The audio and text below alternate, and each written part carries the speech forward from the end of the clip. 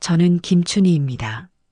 일은 평생을 돌아보면 제 이름 앞에는 늘 억척스럽다는 말이 그림자처럼 따라붙었지요.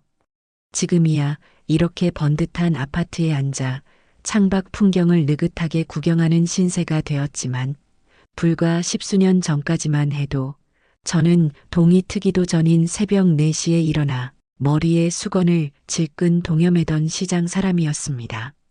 20살에 보따리 하나 들고 서울로 올라와 남대문 시장 좌판에 채소를 펴놓고 장사를 시작했어요. 악착같이 돈을 모으고 악착같이 사람을 사귀었습니다. 한 푼이라도 더 싼 값의 물건을 떼어오려고 도매상인과 밤새 씨름을 벌인 적도 있고 깐깐한 손님의 마음을 돌리려고 덤을 한 알음씩 안겨주며 웃음을 판 적도 셀 수 없이 많았어요. 그렇게 모은 돈으로 시장 한쪽에 작은 반찬 가게를 열던 날, 저는 골목에 쭈그려 앉아 한참을 울었습니다. 내 이름 석자가 박힌 간판을 보고 있자니 시래기처럼 마르고 거칠어진 내 손이, 내 젊음이 그리 서러울 수가 없었어요. 하지만 슬픔도 잠시, 저는 다시 일어났습니다. 제게는 지켜야 할 아들이 있었으니까요. 남편은 아들 봉수가 갓도를 지났을 무렵 불의의 사고로 세상을 떠났습니다. 그 후로 제 인생의 목표는 오직 하나, 내 아들 고봉수만큼은 이 세상 누구에게도 무시당하지 않게, 돈 때문에 서러운 일 겪지 않게 키우는 것이었어요. 저는 제 아들을 시장에 단 한 번도 데려오지 않았습니다. 비린내가 진동하고 거친 욕설이 오가는 이 험한 곳을 제 아들에게 보여주고 싶지 않았어요. 저는 굶어도 봉수에게는 늘 흰쌀밥을 먹였고, 저는 해진 옷을 입어도 봉수에게는 제일 좋은 옷을 사입혔습니다. 그렇게 애지중지 키운 아들은 다행히 번듯하게 자라주었고, 대학을 졸업해 번듯한 회사에 다니다가 몇 년 전에는 자기 사업을 하겠다며 독립까지 했어요. 저는 그런 아들이 너무나 자랑스러웠습니다. 제 인생의 가장 큰 훈장이었죠. 그날도 거실 소파에 앉아 아들 회사가 나왔던 낡은 경제 잡지를 흐뭇하게 넘겨보고 있는데 현관문 열리는 소리가 들렸어요. 어머니, 저희 왔어요. 세상에서 가장 반가운 목소리. 저는 잡지를 내려놓고 버선발로 현관으로 달려나갔습니다. 아이고, 내 아들. 어서 와라. 밥은 먹었어? 네, 어머니. 오는 길에 먹었어요. 아들 봉수는 제 손을 잡아주었지만 그 얼굴에는 그늘이 드리워져 있었어요. 뒤따라 들어온 며느리 이미정은 으레그레듯 들고 온 과일 바구니를 식탁에 쿵 소리가 나게 내려놓았습니다. 그리곤 제게는 눈길 한 번 주지 않고 곧장 소파로 가 털썩 주저앉더군요. 어머니, 집이 왜 이렇게 더워요? 에어컨 좀 켜세요. 아이고, 나는 괜찮은데. 너희 더우면 켜거라. 요즘 세상에 누가 전기세 아낀다고 에어컨도 안 켜고 살아요. 그러다 더위 먹으세요. 며느리의 말에는 늘 이렇게 가시가 돋쳐 있었습니다. 걱정하는 말 같지만 그 속을 들여다보면 저를 시대에 뒤떨어진 구닥다리 취급하는 뉘앙스가 깔려 있었죠. 저는 애써 웃으며 과일을 깎기 시작했습니다. 괜찮아요. 며느리가 살가우면 얼마나 살갑겠어요. 내 아들만 내 마음 알아주면 그만이라고 늘 그렇게 생각하며 넘겼습니다. 아들은 제 옆에 앉아 깎아주는 과일을 받아 먹으면서도 연신 한숨만 내쉬었어요. 무슨 말을 하려다 제 눈치를 보고 또 하려다 며느리 눈치를 봤습니다. 그 답답한 모습을 보다 못한 며느리가 결국 포문을 열었어요. 당신 그렇게 쭈뼛거리지 말고 그냥 말씀드려. 우리가 지금 얼마나 힘든 상황인지 어머니도 아셔야지. 저는 깎던 사과를 내려놓고 아들을 쳐다봤습니다. 봉수는 고개를 푹 숙인 채 입을 열었어요. 어머니, 사실 제가 하는 사업이 많이 힘들어졌어요. 이번 달에 큰 계약이 하나 엎어지는 바람에 자금 회전이 전혀 안 되고 있습니다. 세상에, 그래서 어떡하면 좋으냐? 많이 어렵니? 네. 직원들 월급은커녕 당장 다음 주에 막아야 할 어음도 빠듯해요. 이러다 정말 길바닥에 나앉게 생겼습니다. 어머니. 아들의 목소리가 처절하게 떨려왔습니다. 제 마음도 덩달아 철렁 내려앉았어요. 평생을 바쳐 지켜온 내 아들이 길바닥에 나앉는다니요. 상상만 해도 끔찍한 일이었습니다. 제가 할 수 있는 일이라면 뭐든 해주고 싶었어요. 얼마나 필요하길래 그러니. 제 조심스러운 물음에 침묵을 지키던 며느리가 하이에나처럼 달려들었습니다. 어머니, 솔직히 말씀드릴게요. 지금 저희한테 필요한 돈 30억이에요. 30억? 저는 너무 놀라 말을 더듬었습니다. 30억은 제게 남은 전 재산이었습니다. 젊은 날의 피와 땀이 고스란히 담겨 있는 저 상가 건물의 가치였죠. 그걸 전부 내놓으라니요. 제 표정이 굳어지는 것을 본 며느리가 쏘아붙이듯 말을 이었습니다. 어머니는 좋으시겠어요. 아들이 밖에서 죽을 고생을 하든 말든 이렇게 편하게 앉아 월세나 받으면서 사실 수 있으니까요. 그 건물 어차피 나중에 저희가 물려받을 거잖아요. 그냥 조금 일찍 주신다고 생각하면 안 돼요? 여보, 말이 너무 심하잖아. 아들이 며느리를 말렸지만 이미 엎질러진 물이었습니다. 그들의 속내가 너무나 투명하게 들여다보여 온몸에 소름이 돋았어요. 아들은 제 눈치를 보며 쩔쩔맸고 며느리는 뭐가 틀린 말이냐는 듯 당당한 표정으로 저를 쳐다보고 있었죠.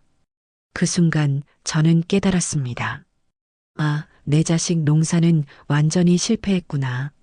내가 평생을 바쳐 키운 아들은 이제는 제 어미의 마지막 숨통까지 끊어놓으려는 괴물이 되어버렸구나. 저는 아무 대답도 하지 못했습니다. 그저 고개를 떨구고 떨리는 손만 내려다볼 뿐이었어요. 결국 아들 내외는 원하는 답을 듣지 못한 채 불만 가득한 얼굴로 집을 나섰습니다. 현관문이 닫히는 소리가 지옥문이 닫히는 소리처럼 귓가에 울렸어요. 저는 그 자리에 한참을 망부석처럼 앉아 있었습니다. 온몸의 피가 차갑게 식는 것 같았어요. 도저히 집에 있을 수가 없어 무작정 밖으로 나왔습니다. 화려한 네온 사인이 번쩍이는 거리가 지옥도처럼 보였어요. 웃고 떠들며 지나가는 사람들의 행복한 얼굴이 저를 조롱하는 것만 같았습니다. 어디로 가는지도 모른 채 한참을 걷고 또 걸었어요. 발바닥에 불이 나는 것 같았지만 멈출 수가 없었습니다. 그러다 어느 허름한 골목길에서 저는 홀린 듯 걸음을 멈췄습니다. 희망국밥. 낡은 간판 아래로 뽀얀 김이 모락모락 피어오르고 있었어요. 진하게 우려낸 사골 냄새가 제 발길을 잡아 끌었습니다. 가게 안은 낡고 비좁았지만 이상하게도 마음이 끌렸어요. 문을 열고 들어가자 젊은 주인 총각이 커다란 솥 앞에서 땀을 뻘뻘 흘리며 국물을 젓고 있었습니다. 그는 저를 한번 힐끗 쳐다볼 뿐 아무런 말이 없었어요. 그 무심함이 오히려 제게는 위로가 되었습니다. 자리를 잡고 앉자 곧이어 뜨거운 김이 피어오르는 뚝배기가 제 앞에 놓였습니다. 여기요. 젊은 주인 박성호의 목소리는 낮고 무뚝뚝했어요. 저는 말없이 숟가락을 들었습니다. 뽀얀 국물을 한술 떠입에 넣자 뜨겁고 진한 국물이 얼어붙었던 속을 따뜻하게 녹여주었어요. 잘 익은 깍두기를 한 점 베어 물고 밥을 말아 크게 한술 떴습니다. 아무 맛도 느껴지지 않을 줄 알았는데 이상하게도 자꾸만 숟가락이 갔어요. 허겁지겁 국밥 한 그릇을 다 비우고 나니 꽁꽁 얼어있던 눈물샘이 터져버렸습니다. 소리도 내지 못하고 그저 어깨를 들썩이며 눈물만 뚝뚝 흘렸어요. 얼마나 지났을까 고개를 들어보니 가게 안에는 여전히 저 혼자였습니다. 젊은 주인은 카운터에 기댄 채 묵묵히 저를 기다려주고 있었어요. 저는 황급히 눈물을 닦고 자리에서 일어났습니다. 얼마예요? 됐습니다. 아니에요. 돈은 내야죠. 오늘 첫 손님이셨어요. 그냥 가세요. 다음에 또 오시면 그때 받겠습니다. 그는 끝까지 손을 내저었습니다. 저는 더 이상 고집을 부릴 수가 없어 고맙다는 말을 남기고 가게를 나섰어요. 등 뒤로 느껴지는 그의 묵직한 시선이 차가운 밤 공기 속에서 유일한 온기처럼 느껴졌습니다. 집에 돌아와 침대에 누웠지만 잠은 오지 않았어요. 아들 내외의 날카로운 목소리와 말없이 국밥을 끓이던 젊은 총각의 우직한 얼굴이 밤새도록 제 머릿속을 헤집어 놓았습니다. 제 인생이 걸린 선택의 기로에서 저는 아주 길고 고통스러운 밤을 보내야만 했습니다. 그 후 제 시간은 멈춰버렸습니다.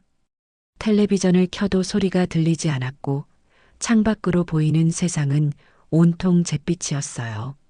전화벨이 울릴 때마다 온몸의 신경이 곤두섰습니다. 처음 며칠은 아예 받지 않았어요.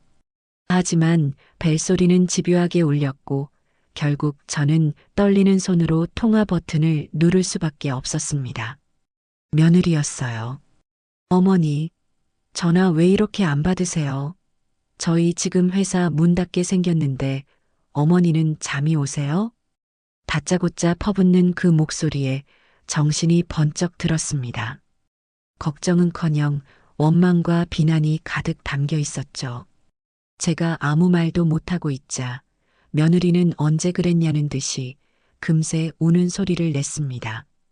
어머니, 저희 봉수 씨 어젯밤에도 술 마시고 들어와서 밤새 울었어요. 자기가 못나서, 자기가 능력이 없어서 어머니 고생시킨다고 자기 같은 놈은 그냥 죽어버려야 한다고. 어머니, 저 정말 무서워요. 봉수 씨 잘못될까봐. 아버님 일찍 돌아가시고 어머니가 어떻게 키운 아들인데 이대로 무너지게 두실 거예요? 죽은 남편까지 들먹이는 소리에 가슴이 철렁 내려앉았습니다. 아들이 매일 밤 온다는 말, 죽고 싶어 한다는 말이 비수처럼 날아와 심장에 박혔어요. 다른 건 몰라도 자식이 잘못된다는 협박은 어미에게 가장 치명적인 무기였습니다. 제가 여전히 대답이 없자 며느리는 또 다른 수를 쓰더군요. 어머니, 저희가 어머니 돈을 그냥 날로 달라는 게 절대 아니에요. 이건 투자예요, 투자. 어머니가 저희한테 30억을 투자하시면 저희가 이자로 매달 500만 원씩 꼬박꼬박 통장에 넣어 드릴게요. 그리고 나중에 사업 잘 되면 원금은 당연히 돌려드리고요. 요즘 은행 이자도 쥐꼬리만 한데 이게 훨씬 남는 장사 아니에요? 시장 바닥에서 평생을 구른 저였습니다. 귀가 솔깃해지는 말로 사람을 홀린 뒤에 마지막 단물까지 다 빨아먹고 버리는 사기꾼들을 수없이 봐왔어요. 며느리의 말이 꼭 그들과 똑같았습니다. 저는 더 이상 들을 가치가 없다고 판단해 조용히 전화를 끊어버렸습니다. 잠시 후 이번에는 아들에게서 전화가 걸려왔어요. 술에 취해 혀가 잔뜩 꼬인 목소리였습니다. 어머니 죄송해요. 다 제가 못나서 그래요. 미정이는 원래 저렇게 독한 애가 아닌데 제가 못나서 저렇게 된 거예요. 어머니, 저 너무 힘들어요. 사는 게 너무 힘들어요. 아들의 울음소리에 제 가슴은 갈기갈기 찢어지는 것 같았습니다. 내 아들이 저렇게 힘들어하는데 내가 너무 매정하게 구는 걸까? 저러다 정말 무슨 일이라도 생기면 어떡하나. 그날 밤 저는 아들의 울음소리를 자장가 삼아 불안에 떨며 뜬 눈으로 밤을 새웠습니다. 다음 날 오후 장을 보고 집에 돌아오는 길이었습니다. 무거운 장바구니를 들고 힘겹게 아파트 현관으로 들어서는데 그림자 두 개가 제 앞을 가로막았어요. 아들 내외였습니다. 마치 제가 들어오기만을 기다렸다는 듯이 두 사람은 제 양팔을 하나씩 단단히 붙들었습니다. 어머니, 얘기 좀 하세요. 저희 말씀 좀 들어주세요. 저는 뿌리칠 힘도 없이 그들에게 이끌려 차에 올라탔습니다. 그들이 저를 데려간 곳은 화려한 샹들리에가 금빛 눈물을 뚝뚝 흘리는 듯한 제 평생 처음 와보는 고급 레스토랑이었어요. 값비싼 음식들이 테이블에 깔렸지만 제게는 모래를 씹는 것처럼 아무 맛도 느껴지지 않았습니다. 아들 내외는 제 앞에 각종 서류와 종이 뭉치들을 펼쳐놓기 시작했어요. 어머니, 이게 저희 신축 공장 조감도예요. 여기 독일에서 직수입한 최첨단 설비가 들어갈 거고요. 완공만 되면 생산량이 지금의 10배로 뛸 겁니다. 국내 굴지의 대기업하고도 이미 납품 계약 이야기가 오가고 있어요. 며느리는 마치 대단한 비밀이라도 알려주는 것처럼 목소리를 낮춰 속삭였지만 제 귀에는 그저 허황된 소음으로만 들렸습니다. 저는 젊은 시절 제 식당에 식자재를 납품하겠다는 장사치들의 수많은 거짓말을 간파해 본 경험이 있었어요. 그래, 그 대기업이라는 곳 계약서는 받았느냐? 계약금은 얼마나 들어왔고? 제 날카로운 질문에 며느리의 얼굴이 순간 굳어졌습니다. 아들은 당황해서 더듬거렸고요. 아, 그게 아직 구두로만 약속이 된 거라서요. 공장이 먼저 지어져야 정식 계약을 할 수 있다고 해서 물건도 없는데 계약부터 하겠다는 장사꾼이 세상에 어디 있더냐. 너희들 지금 나를 뭘로 보고 이런 사기극을 벌이는 게냐? 제 목소리가 서리빨처럼 차갑게 변하자 아들 내외는 서로의 얼굴만 쳐다보며 안절부절 못했습니다. 그들의 논리가 바닥을 드러낸 순간이었죠.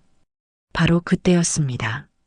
더 이상 이성적인 설득이 불가능하다고 판단했는지 며느리가 갑자기 의자에서 내려와 제 앞에 무릎을 꿇었습니다. 곧이어 아들도 아내의 옆에 따라 무릎을 꿇었어요. 어머니, 제발 저희 좀 살려주세요. 두 사람의 고함 소리에 레스토랑의 모든 시선이 저희에게로 집중되었습니다. 저는 너무나 당황스럽고 창피해서 얼굴이 불타는 것 같았어요. 며느리는 마치 연극 배우처럼 두 손으로 얼굴을 감싸고 서럽게 울부짖기 시작했습니다. 저희 이대로 가면 정말 다 같이 죽어요. 봉수 씨는 사기죄로 감옥에 갈지도 몰라요. 어머니, 하나뿐인 아들이 차가운 감옥 바닥에서 콩밥 먹는 꼴을 보셔야 속이 시원하시겠어요? 제발 저희 목숨 한 번만 살려주세요. 주변 테이블에서 수군거리는 소리가 들려왔습니다. 세상에, 아들이 감옥 간다는데 돈을 안 주나 봐. 어머니가 너무 독하시네. 쯧쯧, 돈이 자식보다 중한가. 저는 순식간에 아들을 감옥으로 내모는 피도 눈물도 없는 악독한 노파가 되어버렸습니다. 제 평생 이렇게 큰 모멸감을 느껴본 것은 처음이었어요. 일단 일어나거라. 여기서 이럴 일이 아니다. 제가 떨리는 목소리로 말했지만 며느리는 오히려 제 다리를 붙잡고 더 큰 소리로 통곡했습니다. 싫어요. 어머니가 허락해 주실 때까지 절대 안 일어나요. 여기서 죽으면 죽었지. 그냥은 못 일어나요. 아들까지 제 바짓가랑이를 붙들고 울며 매달렸습니다. 어머니, 제가 다 잘못했어요. 제발요, 어머니. 저는 그 순간 모든 것을 포기하고 싶어졌습니다. 이 지옥 같은 상황에서 벗어날 수만 있다면 뭐든 할 수 있을 것 같았어요. 알았다. 알았으니 그만 일어나거라. 제 입에서 허락의 말이 떨어지자마자 며느리는 언제 울었냐는 듯 눈물을 뚝 그치고 자리에서 일어났습니다. 그녀의 눈은 눈물로 얼룩져 있었지만 그 입가에는 승리자의 희미한 미소가 걸려 있었어요. 저는 그 미소를 보며 제 영혼이 산산조각 나는 소리를 들었습니다. 그날 밤 저는 침대에 눕지도 못한 채 뜬 눈으로 밤을 새웠습니다. 창밖의 어둠을 응시하며 제 아들 봉수의 어린 시절을 떠올렸어요. 5살 배기 봉수가 감기에 걸려 밤새 열이 펄펄 끓던 날이 있었습니다. 저는 아들을 업고 동네 병원으로 뛰면서 제발 내 목숨을 가져가고 이 아이만 살려달라고 하늘에 빌고 또 빌었죠. 대학 졸업식 날 학사모를 쓴 아들의 모습을 보며 저는 세상을 다 가진 것처럼 행복했습니다. 내 모든 고생이 저 환한 웃음 하나로 전부 보상받는 기분이었어요. 그 아들이었는데, 내 목숨보다 소중했던 내 아들이었는데, 어쩌다 저렇게 돈에 눈이 먼 괴물이 되어버렸을까요? 눈물이 베개를 적셨습니다. 서러움과 분노, 배신감과 허무함이 뒤섞여 제 속을 헤집어 놓았어요.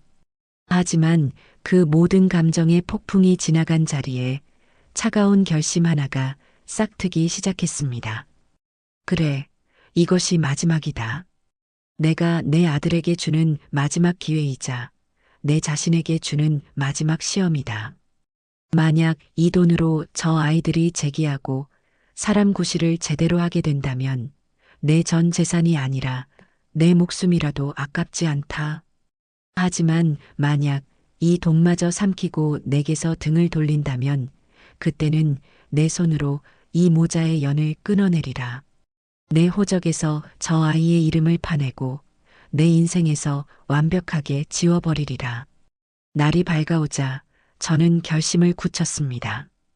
이것은 나약한 어미의 항복이 아니에요. 내 70평생의 지혜와 경험을 건 가장 냉철한 판단이었습니다.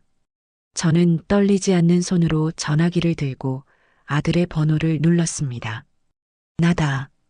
상가, 오늘 부동산에 내놓겠다. 필요한 서류 가지고 와서 도장 받아가거라. 전화기 너머로 아들의 들뜬 목소리가 들려왔습니다. 정말이세요, 어머니? 감사해요. 정말 감사해요. 저는 아무런 대답도 하지 않고 조용히 전화를 끊었습니다. 제 마음은 그 어떤 소리도 들리지 않는 깊고 차가운 심해와 같았어요. 상가 건물이 팔리고 제 통장에 30억이라는 숫자가 찍히던 날, 은행 창구의 공기는 유난히 차갑게 느껴졌습니다. 제 평생의 피와 땀이 저 숫자들에 담겨 있다고 생각하니 헛웃음이 나왔어요. 아들 봉수와 며느리 이미정은 제 옆에 딱 붙어 앉아 마치 자기들이 큰 공이라도 세운 것처럼 의기양양한 표정이었습니다. 은행 직원이 건네는 서류에 기계적으로 도장을 찍는 내내 저는 그들의 얼굴을 한 번도 쳐다보지 않았어요. 모든 절차가 끝나고 돈이 아들의 통장으로 이체되는 순간 며느리는 참았던 환호성을 내뱉었습니다. 어머니, 정말 감사해요. 이제 저희 걱정 안 하셔도 돼요. 아들은 제 손을 덥석 잡으며 감격에 겨운 목소리로 말했어요. 어머니, 이 은혜 평생 갚겠습니다. 정말이에요. 하지만 그들의 눈빛 어디에서도 진심 어린 고마움은 찾아볼 수 없었습니다. 오직 오랫동안 공들인 사냥에 성공한 사냥꾼의 만족감과 탐욕만이 번뜩일 뿐이었죠. 그날 저녁 아들 내외는 저를 최고급 한정식 집으로 데려갔습니다. 상다리가 휘어지게 차려진 음식들을 제 앞에 밀어주며 그들은 쉴 새 없이 아첨의 말들을 쏟아냈어요. 어머니, 이거 드셔보세요. 이게 하나에 10만 원이 넘는 자연산 송이에요. 이제 어머니는 이런 것만 드셔야죠. 맞아요, 어머니. 저희가 다음 주에 당장 유럽 여행 보내드릴게요. 비즈니스 클래스로 끊어놨어요. 가셔서 좋은 구경 많이 하고 명품 가방도 한두 개 사오시고요. 저희가 다 계산할게요. 저는 묵묵히 음식을 씹었습니다. 그들이 하는 모든 말이 거짓이라는 것을 알고 있었지만 이 마지막 만찬의 끝이 어떻게 될지 궁금했어요. 식사를 마치고 집으로 돌아오는 차 안에서 며느리는 여행 계획에 대해 쉴 새 없이 떠들어댔습니다. 일주일 뒤인 목요일 아침 10시에 공항까지 편하게 모시러 오겠다는 말도 잊지 않았죠. 그 후 며칠 동안 아들 내외는 정말 약속이라도 지킬 것처럼 행동했습니다. 하루에도 몇 번씩 전화를 걸어 제 안부를 물었고 여행 가서 입으라며 백화점에서 산 값비싼 옷들을 보내오기도 했어요. 저는 그 옷들을 옷장에 걸어두고 쳐다보지도 않았습니다. 그들의 위선적인 행동에 마음 한구석에서는 혹시나 하는 기대감이 피어오르기도 했지만 저는 애써 그 기대를 억눌렀습니다. 그리고 마침내 약속한 목요일이 되었습니다. 저는 아침 일찍 일어나 낡은 여행 가방에 속옷 몇 벌과 세면도구만 간단히 챙겼습니다. 그들이 사준 비싼 옷 대신 가장 편안한 평상복을 입었어요. 그리고 거실 소파에 앉아 시계만 쳐다보았습니다. 9시 50분, 9시 55분, 그리고 마침내 10시. 하지만 아들은 오지 않았습니다. 저는 11시까지 기다렸습니다. 길이 막히나 보다, 급한 일이 생겼나 보다 애써 스스로를 위로하면서요. 11시가 넘어서자 저는 참지 못하고 아들에게 전화를 걸었습니다. 익숙한 통화 연결음이 한참 동안 이어졌지만 아들은 전화를 받지 않았어요. 불안한 마음에 이번에는 며느리에게 전화를 걸었습니다. 그런데 전화기에서는 차가운 기계음만 흘러나왔어요. 고객의 사정으로 당분간 전화를 받을 수 없습니다. 심장이 쿵 하고 바닥으로 떨어지는 것 같았습니다. 저는 포기하지 않고 계속해서 아들에게 전화를 걸었어요. 20번, 30번, 셀 수 없을 만큼 전화를 걸었을 때 마침내 통화 연결음이 멈췄습니다. 그리고 제 귀에 들려온 것은 제 사형 선고나 다름없는 기계음이었어요. 지금 거신 번호는 없는 번호이오니 확인하시고 다시 걸어주시기 바랍니다. 손에서 전화기가 툭 하고 떨어졌습니다. 온몸에 피가 역류하는 것 같았어요. 저는 숨을 쉴 수가 없었습니다. 가슴을 부여잡고 소파에 쓰러졌어요. 모든 것이 끝났습니다. 제 마지막 기대, 제 마지막 희망이 산산조각 났어요. 저는 제 아들에게 완벽하게 버려진 것이었습니다. 얼마나 그렇게 있었을까요? 저는 비틀거리는 몸을 일으켜 집 밖으로 나갔습니다. 이대로 있을 수는 없었어요. 내 눈으로 직접 확인해야만 했습니다. 택시를 잡아 타고 아들이 살던 아파트로 향하는 내내 제 머릿속에는 아무 생각도 떠오르지 않았습니다. 그저 텅 비어 있었어요. 아파트 단지에 도착해 익숙한 동 현관으로 들어섰습니다. 엘리베이터를 타고 아들의 집이 있는 층수 버튼을 누르는 손가락이 덜덜 떨렸어요. 마침내 아들의 집 현관문 앞에 섰습니다. 굳게 닫힌 철문을 보니 차라리 문이 열리지 않기를 바라는 마음마저 들었습니다. 하지만 저는 초인종을 눌렀어요. 아무런 대답이 없었습니다. 저는 문을 두드리기 시작했어요. 처음에는 작게, 점점 더 거칠게. 봉수야, 안에 있는 거 다 안다. 문 열어라. 이미정, 너도 듣고 있지. 문 열어. 제 목소리는 처절하게 복도를 울렸지만 문 안쪽은 죽음처럼 고요했습니다. 그때 옆집 문이 열리며 한 아주머니가 고개를 내밀었어요. 할머니, 시끄러워요. 그 집 빈집이에요. 네, 빈집이라니요? 우리 아들 집인데. 아이고, 모르셨구나. 그 집 부부 지난주에 이사 갔어요. 아주 그냥 벤치에 짐 싣고 가던데 돈 많이 벌어서 더 좋은 데로 가나 보다 했죠. 그 말을 듣는 순간 제 주변의 모든 세상이 무너져 내렸습니다. 저는 그 자리에 주저앉아 버렸어요. 눈물도 나오지 않았습니다. 그저 텅 빈 눈으로 차가운 복도 바닥만 내려다볼 뿐이었죠. 제 아들은 제 전 재산을 가지고 저를 이 세상에 완벽하게 혼자 남겨두고 야반도주를 해버린 것이었습니다. 어떻게 집으로 돌아왔는지, 그 후 며칠을 어떻게 보냈는지 기억이 나지 않아요. 그저 시간이라는 개념이 사라진 어둡고 축축한 동굴 속에 갇혀 있는 기분이었습니다. 밥도 물도 아무것도 입에 대지 않았어요. 그렇게 며칠을 죽은 듯이 누워 있는데 어느 날 저녁 희미하게 현관문을 두드리는 소리가 들렸습니다. 처음에는 환청인 줄 알았어요. 하지만 소리는 끈질기게 이어졌습니다. 저는 썩은 나무처럼 삐걱거리는 몸을 간신히 일으켜 현관문으로 다가갔습니다. 현관문 외시경로 내다본 밖에는 희망 국밥집의 젊은 주인 박성호가 서 있었어요. 그는 문 앞에 뜨거운 김이 나는 뚝배기 하나를 조심스럽게 내려놓고는 고개를 꾸벅 숙이고 말없이 돌아서서 가버렸습니다. 저는 문을 열지 않았어요. 낯선 사람의 동정이 그때는 독처럼 느껴졌습니다. 하지만 다음날 저녁에도 그 다음날 저녁에도 그는 어김없이 찾아왔습니다. 그는 늘 똑같이 묵묵히 식어버린 뚝배기를 가져가고 그 자리에 뜨거운 뚝배기를 놓고 갔어요. 그 꾸준하고 말없는 행동이 굳게 닫혀있던 제 마음에 아주 작은 균열을 내기 시작했습니다. 나흘째 되던 날 저는 마침내 현관문 잠금쇠에 손을 얹었습니다. 제 인생을 다시 일으켜 세울 아주 작은 온기가 문 밖에서 저를 기다리고 있었습니다.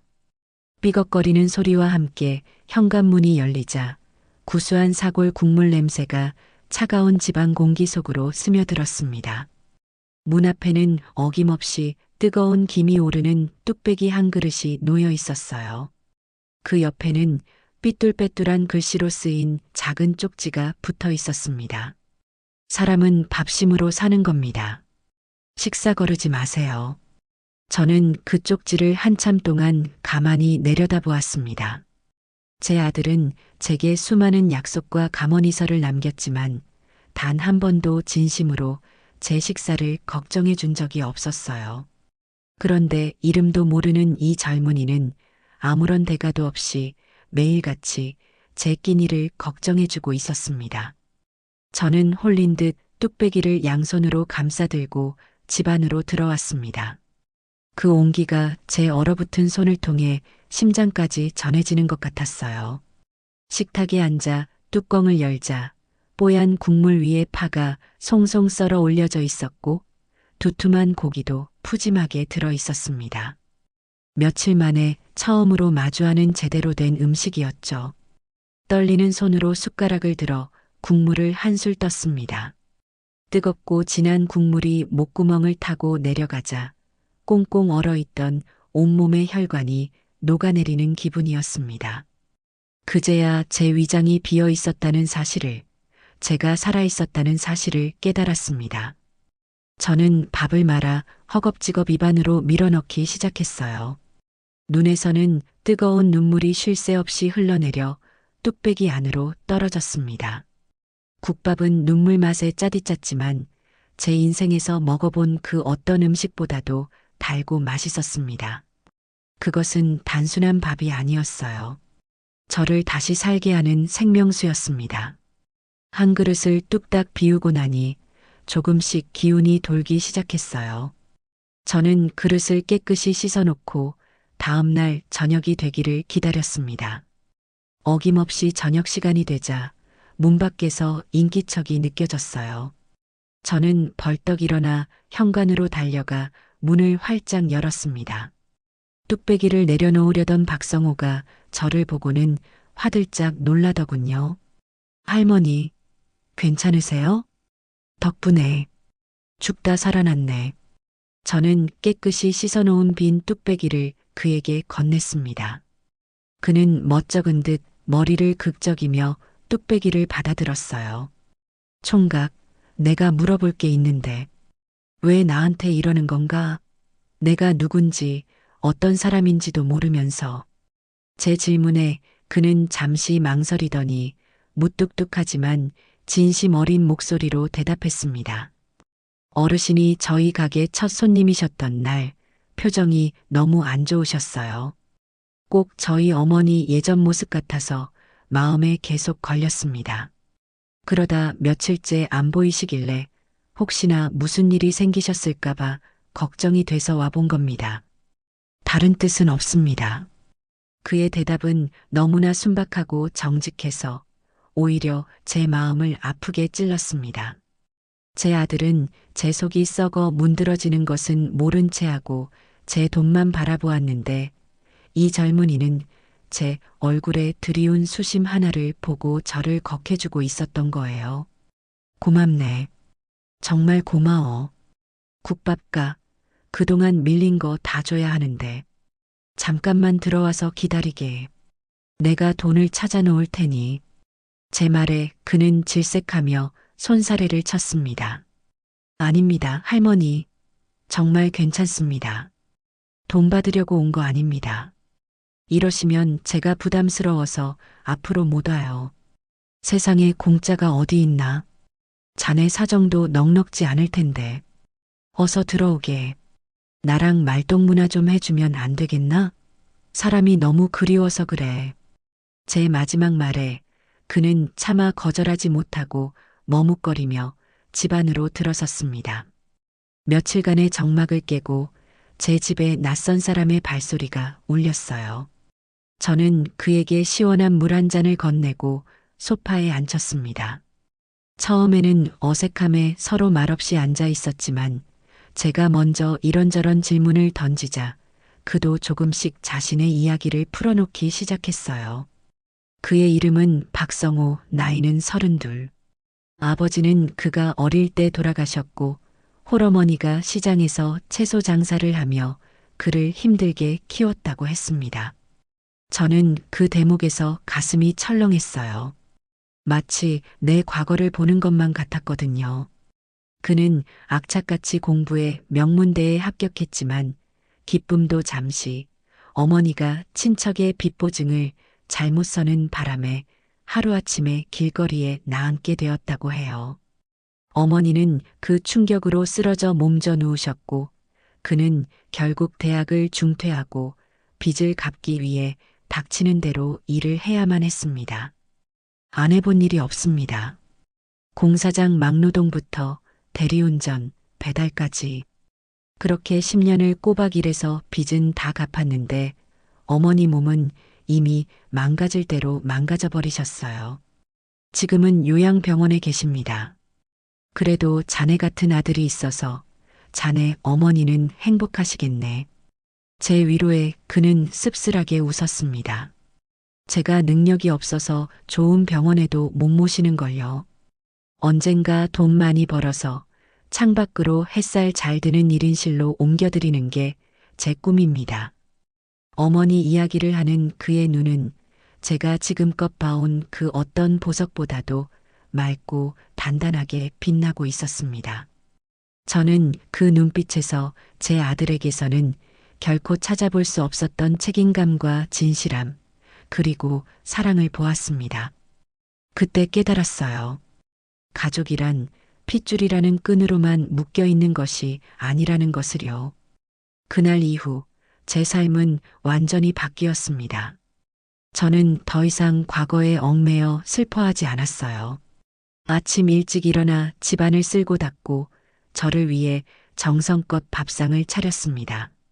그리고 오후가 되면 어김없이 박성호의 국밥집으로 향했어요. 할머니, 또 오셨어요? 가게에 뭐 부족한 거 있으세요? 아니, 너 일하는 거 감시하러 왔다.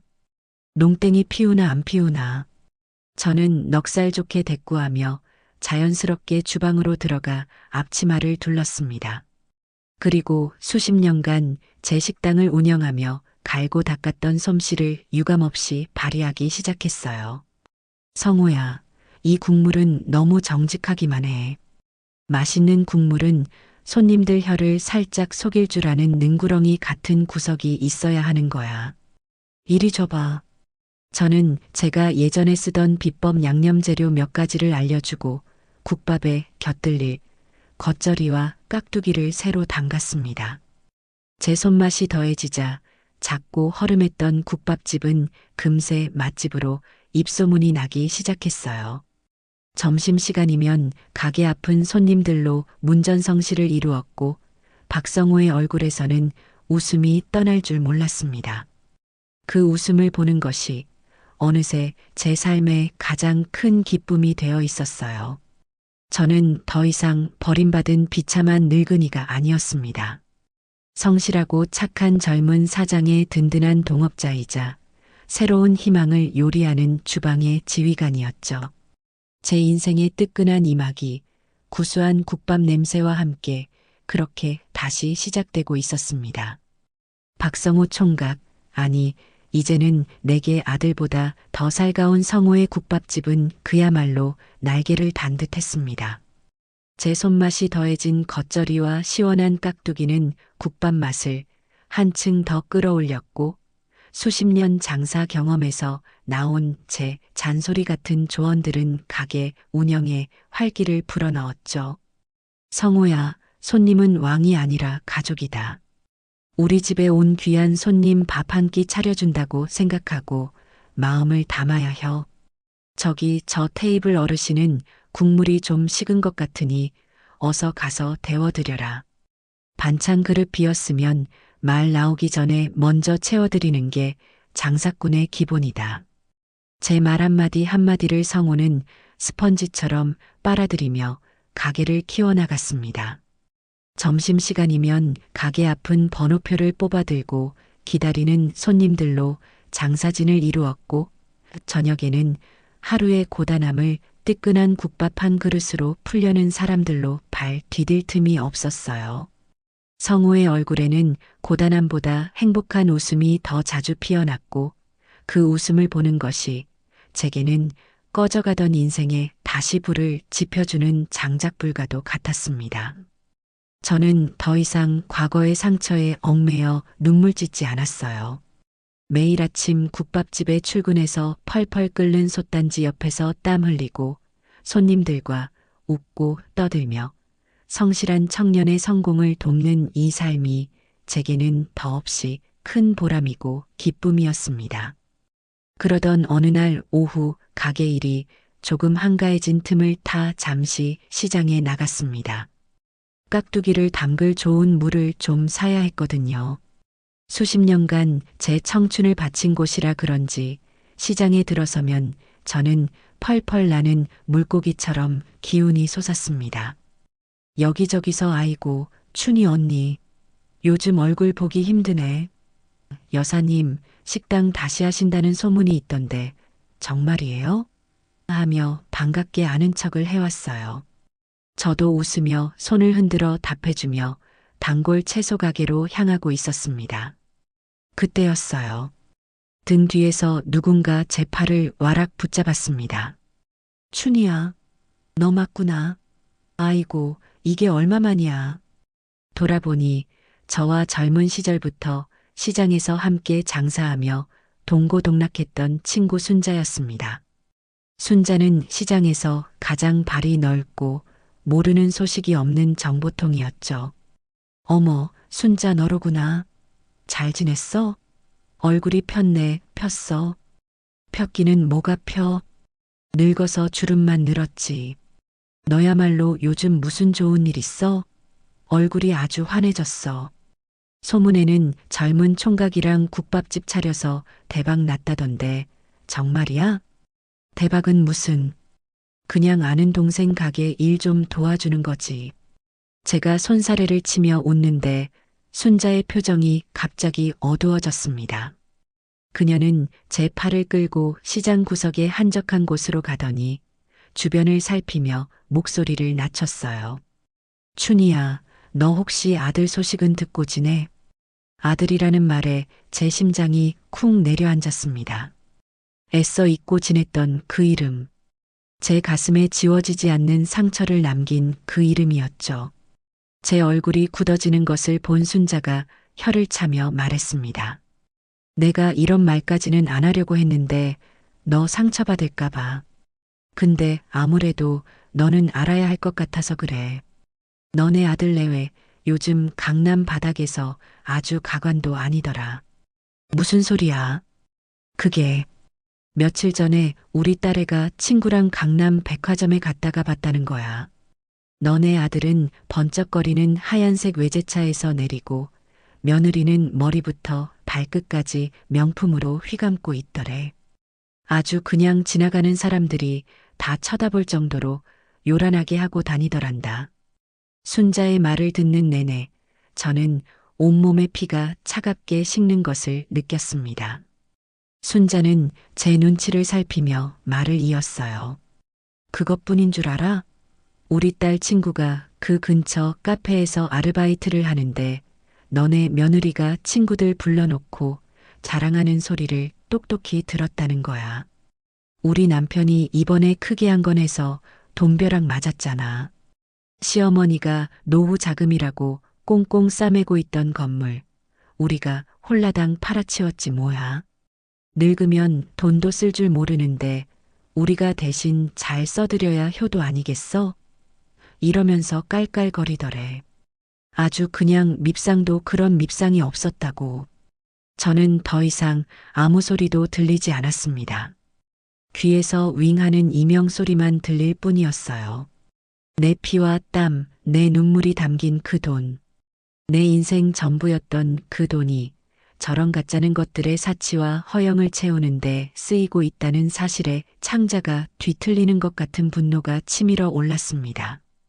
제가 아무 말 없이 입술만 파르르 떨고 있자 순자가 제 손을 꼭 잡아주었어요.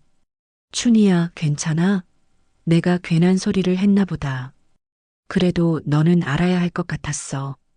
저런 것들한테 내가 평생 일군 재산 다 뜯기고 지금 이렇게 시장에 무사러 다니는 게 내 마음이 너무 아파서 그랬어.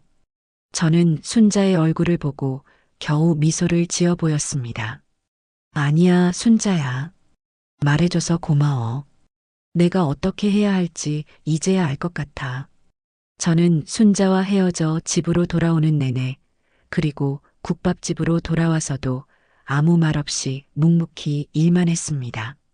하지만 제 머릿속은 그 어느 때보다도 복잡하고 치열하게 돌아가고 있었어요.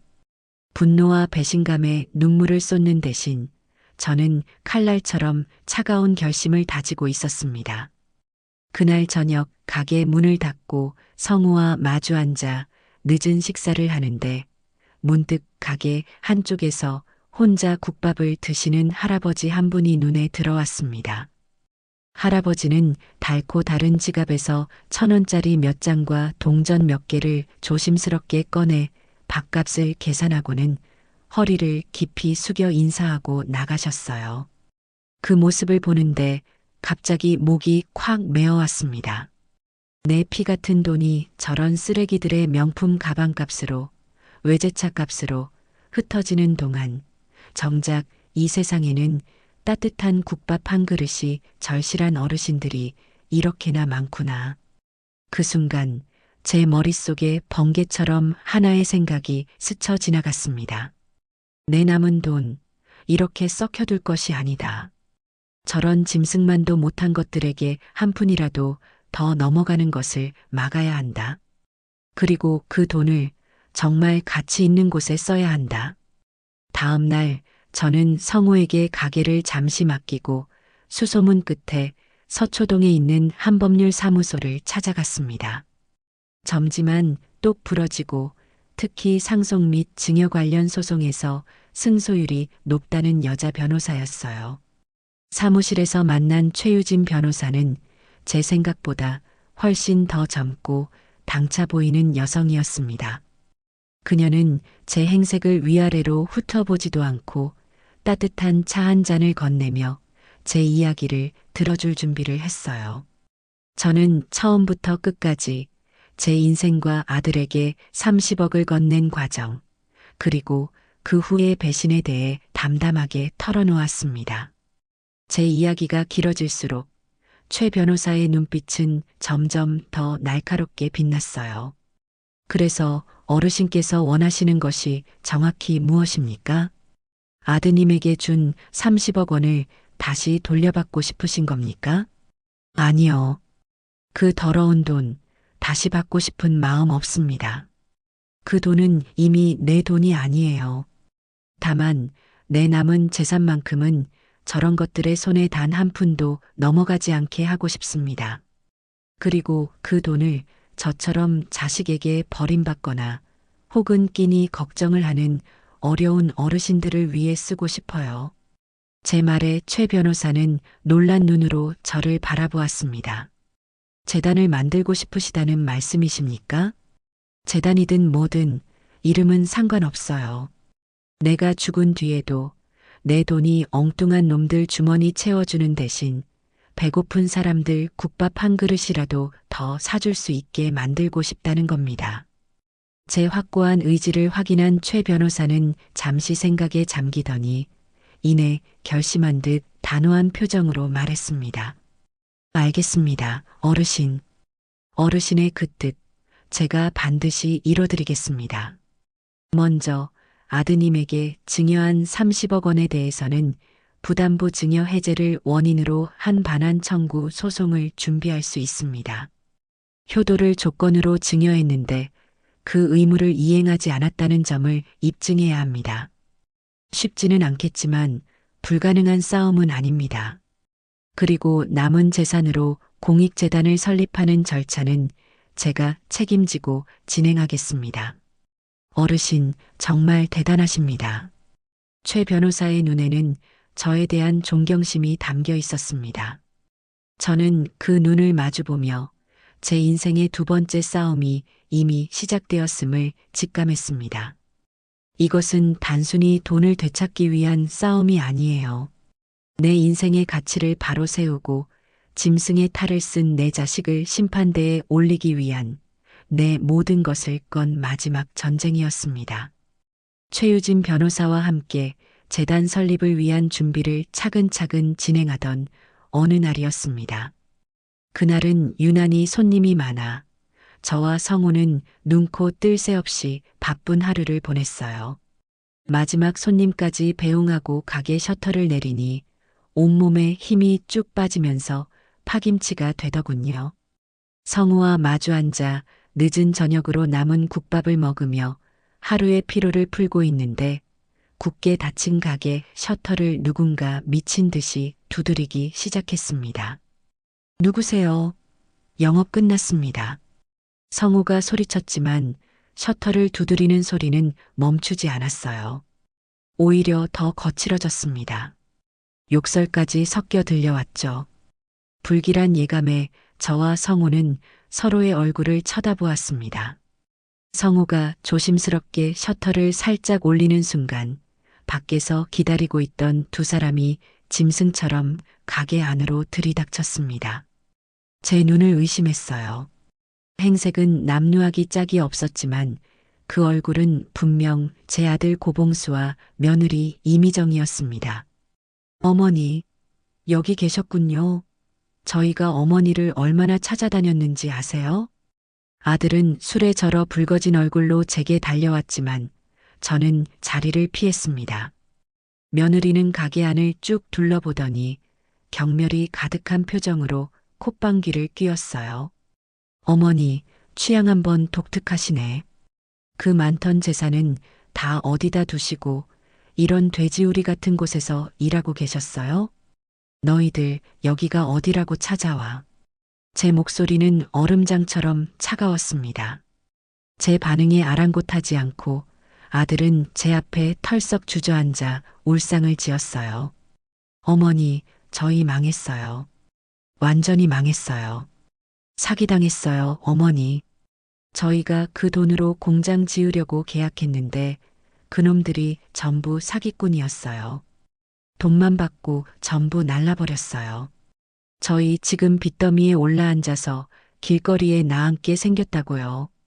그들의 말을 듣고 있자니 분노보다도 헛웃음이 먼저 나왔습니다. 제 평생의 재산을 그렇게 허무하게 날려버리고 이제 와서 제게 살려달라고 애원하는 그 모습이 너무나 한심하고 가증스러웠어요. 그래서 나더러 어쩌라는 게냐. 어머니, 아직 재산 남으셨잖아요. 저희 아파트 담보로 대출받은 것도 있고 빚쟁이들이 매일같이 찾아와서 죽겠어요. 제발 저희 좀 도와주세요. 이번 한 번만 더 도와주시면 저희 정말 정신 차리고 착실하게 살게요. 며느리가 제 팔에 매달리며 애원했지만 저는 그 손을 차갑게 뿌리쳤습니다. 내 돈은 단 한 푼도 없다. 너희에게 줄 돈은. 그리고 다시는 나를 어머니라고 부르지 마라.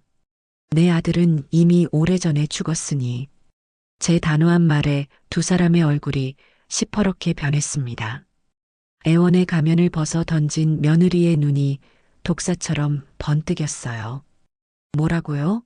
지금 아들이 죽어가는데 돈 몇 푼 때문에 모른 척 하시겠다? 당신이 그러고도 사람이에요? 그러고도 어미냐고. 어미, 너희 같은 강도들에게 어미 소리를 들을 이유가 없다. 너희는 내 돈을 훔쳐 달아난 도둑놈들이지 내 자식이 아니야. 제 말에 이성을 잃은 아들이 벌떡 일어나 제게 달려들었습니다. 어머니, 어떻게 그런 심한 말을 하세요? 그가 제 어깨를 거칠게 잡아채려는 순간이었습니다. 그동안 묵묵히 상황을 지켜보고만 있던 성우가 번개처럼 움직여 제 앞을 가로막았습니다. 어머니께 함부로 하지 마십시오. 성우의 목소리는 낮고 조용했지만 그 안에는 강철 같은 단호함이 담겨 있었어요. 아들은 자기보다 덩치도 작은 성우가 앞을 막아서자 어이가 없다는 듯 코웃음을 쳤습니다. 너는 또 뭐야? 어디서 굴러먹던 놈인데 우리 집안일에 끼어들어? 안 비켜? 이 가게는 제 가게이고 이분은 제게 어머니나 다름없는 분입니다.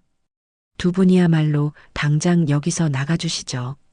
성우의 당당한 태도에 며느리는 눈을 가늘게 뜨고 성우를 위아래로 훑어보았습니다.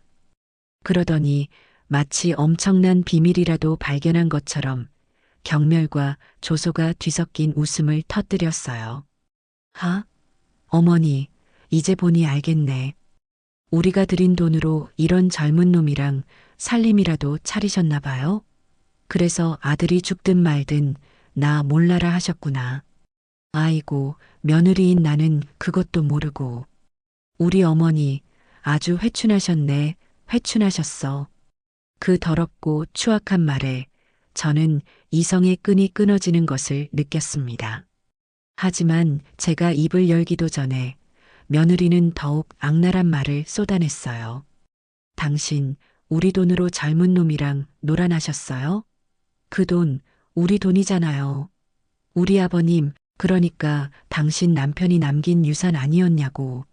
그걸로 젊은 놈 뒷공문이나 쫓아다니면서 사치 부리라고 어머니한테 드린 돈인 줄 알아요? 아들은 옆에서 한술 더 떴습니다. 엄마, 어떻게 나한테 이럴 수 있어? 내 돈 가지고 저런 놈한테 다 퍼주고 있었던 거야? 당장 저놈한테 준 돈 다 뺏어서 나한테 내놔. 당장. 그 순간 저는 제 앞에 서 있는 것들이 더 이상 사람으로 보이지 않았습니다. 돈에 눈이 멀어 어미에게 온갖 오물을 뒤집어 씌우는 짐승의 탈을 쓴 악귀들로 보일 뿐이었어요. 저는 제 인생에서 가장 차갑고 단호한 목소리로 그들에게 마지막 선고를 내렸습니다. 이제부터 너희는 내 자식이 아니다. 그리고 나는 너희들의 어미가 아니다. 내 가게에서, 내 집에서, 내 인생에서 당장 사라져라. 다시 한번 내 눈앞에 나타나면 그때는 내가 너희를 내 손으로 경찰서에 쳐넣을 테니. 제 섯을 퍼런 기세에 두 사람은 잠시 주춤했지만 이내 분을 이기지 못하고 온갖 욕설을 퍼부으며 가게를 뛰쳐나갔습니다. 그들이 사라진 가게 안에는 지독한 악취와 함께 무거운 침묵만이 남았습니다. 성우는 걱정스러운 눈으로 저를 바라보았고 저는 그저 굳은 얼굴로 텅 빈 문 밖을 노려볼 뿐이었습니다. 진흙탕 싸움은 이제부터가 시작이었습니다. 그날 밤 저는 한숨도 자지 못했습니다. 아들 내외가 남기고 간 추악한 말들이 귓가에 맴돌며 저를 괴롭혔어요. 하지만 슬픔이나 절망감보다는 차라리 활활 타오르는 분노가 제 온몸을 지배했습니다. 그래, 좋다. 어디 한번 해볼 테면 해봐라. 너희가 진흙탕을 원한다면 기꺼이 그 진흙탕에 함께 뒹굴어주마. 하지만 마지막에 두 발로 서서 웃는 사람은 너희가 아니라 바로 나 김춘희가 될 것이다. 다음 날부터 예상했던 대로 아들 내외의 더러운 반격이 시작되었습니다. 그들은 제가 사는 아파트 단지와 제가 평생을 몸담았던 시장 바닥에 저에 대한 헛소문을 퍼뜨리고 다니기 시작했어요. 우리 어머니가 요즘 정신이 오락가락하세요. 젊은 사기꾼 놈한테 단단히 홀려서 평생 모은 재산을 다 갖다 바치고 있답니다. 저희가 말려도 소용이 없어요. 그놈이 우리 어머니를 아주 꽉 잡고 조종하고 있다니까요. 며느리는 동네 안악들을 붙잡고 눈물까지 흘려가며 연기를 했고 아들은 시장 상인들에게 술을 사주며 제 험담을 늘어놓았습니다. 소문은 날개 돋친 듯 순식간에 퍼져나갔어요. 저를 젊은 제비한테 홀린 주책바가지 늙은이로 성우를 늙은이 등쳐먹는 파렴치한 사기꾼으로 만드는 데는 그리 오랜 시간이 걸리지 않았습니다. 가장 큰 타격을 입은 것은 성우의 국밥집이었습니다. 단골 손님들의 발길이 뚝 끊겼고 가게를 지나가는 사람들은 손가락질하며 수군거렸어요. 매출은 반에 반 토막이 났습니다. 성우는 제 앞에서는 애써 태연한 척했지만 밤마다 가게에 혼자 남아 깊은 한숨을 내쉬는 그의 뒷모습을 저는 몇 번이고 몰래 지켜보아야만 했습니다. 제 때문에 저 착하고 성실한 청년의 인생에 오점이 남는 것 같아 가슴이 미어지는 것 같았어요. 성우야, 정말 미안하다. 다 나 때문에 나 같은 늙은이를 만나서 너까지 이런 험한 꼴을 당하는구나. 어느 날 밤 제가 견디다 못해 사과하자 성우는 오히려 제 손을 꼭 잡아주며 말했습니다.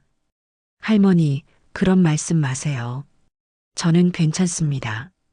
진실은 언젠가 꼭 밝혀질 거라고 믿어요. 저는 할머니를 믿고 할머니는 저를 믿으시면 돼요. 우리는 이겨낼 수 있습니다. 그의 굳건한 믿음에 저는 다시 한번 마음을 다잡았습니다. 이대로 당하고만 있을 수는 없었어요.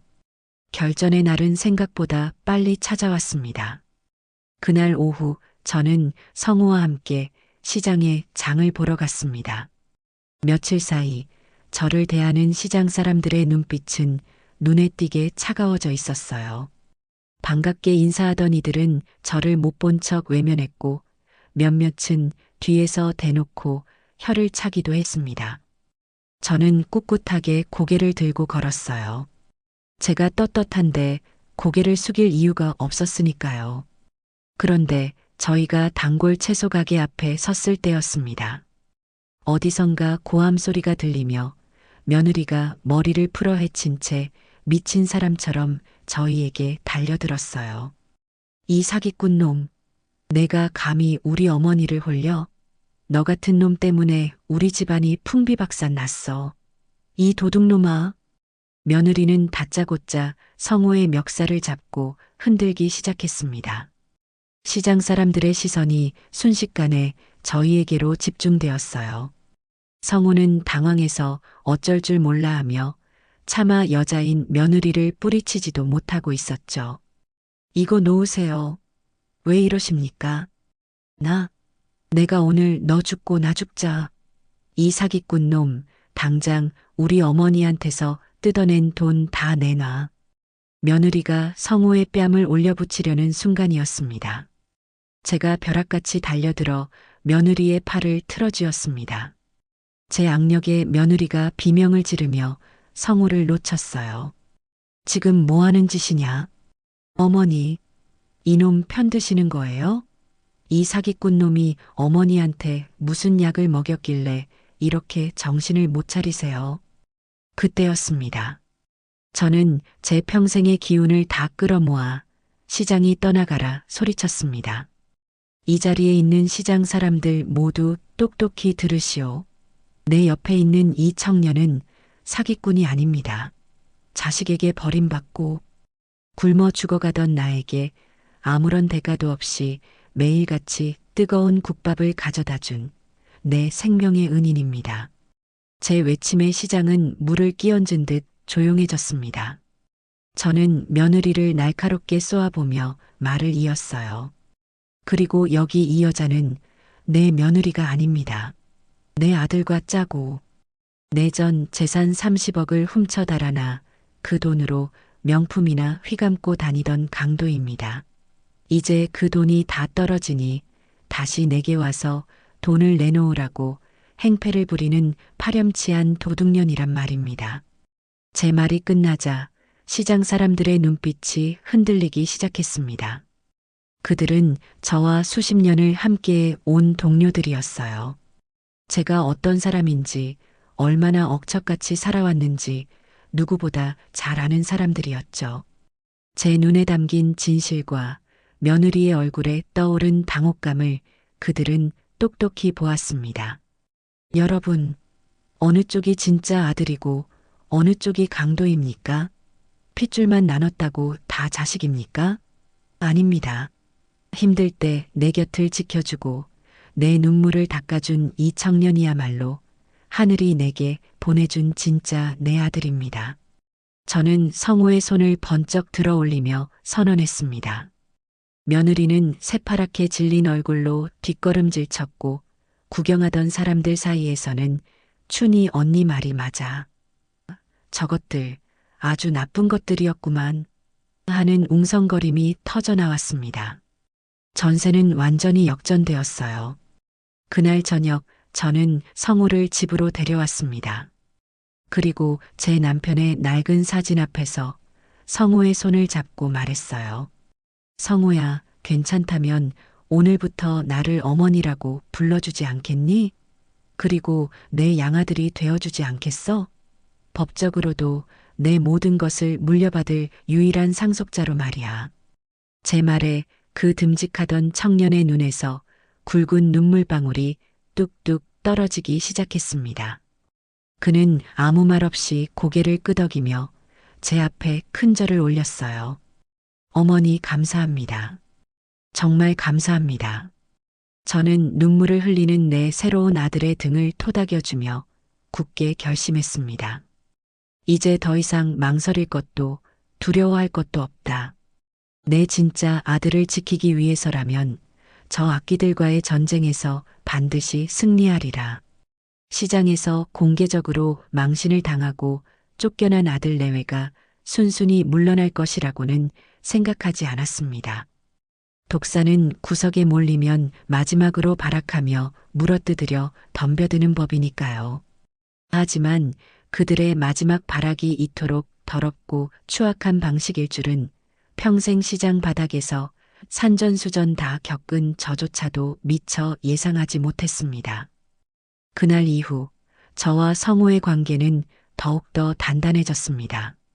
성우는 이제 제법 자연스럽게 저를 어머니라고 불렀고 저는 그 소리가 제 친아들에게서 듣던 그 어떤 말보다도 더 따뜻하고 든든하게 느껴졌어요. 우리는 함께 웃고 함께 일하고 함께 늦은 저녁을 먹으며 하루를 마무리했습니다. 핏줄 하나 섞이지 않았지만 세상 그 어떤 모자보다도 더 깊은 정을 나누는 진짜 가족이 되어가고 있었죠. 이 평화가 영원할 수는 없다는 것을 알면서도 저는 하루하루의 작은 행복에 감사하며 지냈습니다. 폭풍은 가장 고요한 날에 찾아오는 법이더군요. 어느 날 오후 가게로 등기우편 하나가 배달되었습니다. 법원에서 온 것이었어요. 봉투를 뜯는 제 손이 가늘게 떨렸습니다.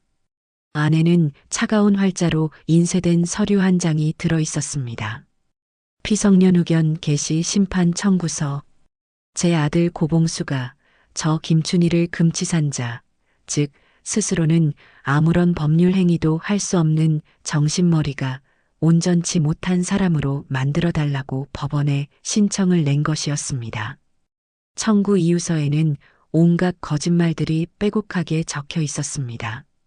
청구인의 모친 김춘희는 최근 급격한 기억력 감퇴와 판단력 저하 증세를 보이고 있으며 주변인 박성호의 감언이설에 속아 평생 모은 재산을 탕진할 위험에 처해 있음. 이에 아들인 청구인이 모친의 남은 재산을 보호하고 관리하기 위해 성년후견인으로 지정받고자 함. 저는 서류를 든 채 그 자리에 얼어붙었습니다.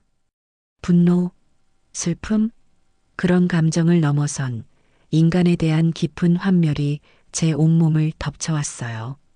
제 돈을 훔쳐 달아난 것도 모자라 이제는 저를 아예 정신병자로 몰아남은 재산까지 모두 집어삼키려는 그들의 탐욕에 소름이 끼쳤습니다. 이것은 단순한 재산 다툼이 아니었어요. 제 인격과 제 인생 전체를 말살하려는 잔인한 공격이었습니다. 어머니, 괜찮으세요? 얼굴이 새하얘지셨어요. 제 모습을 본 성우가 걱정스럽게 달려왔습니다. 저는 말없이 그에게 서류를 건넸어요. 서류를 읽어내려가는 성우의 얼굴이 분노로 붉게 달아올랐습니다. 이게 어떻게 사람이 할 짓입니까? 이럴 수는 없습니다. 성우는 당장이라도 뛰쳐나가 그들을 박살낼 것처럼 주먹을 부들부들 떨었어요. 저는 그런 성우의 어깨를 조용히 감싸 안았습니다. 성우야, 흥분하지 마라.